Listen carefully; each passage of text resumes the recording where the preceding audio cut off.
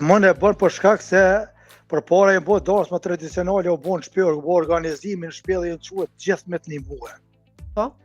Sot nuk një më kërkosh, atëherë ata tu doli ma javallgju ullën krye veni. Nuk është organizimi që duhet me bo.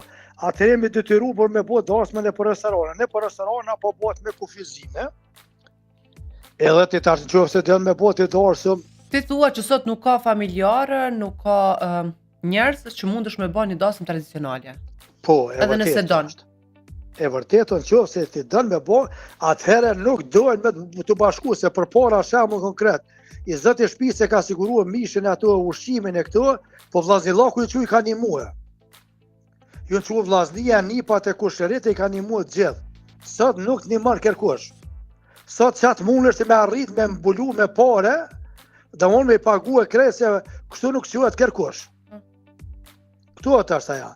Tash të shembull konkret tash ne po folë më herë telefonuar se më herë me këtu. Qofse tash një familje ti shkon e thet 10 antarësh.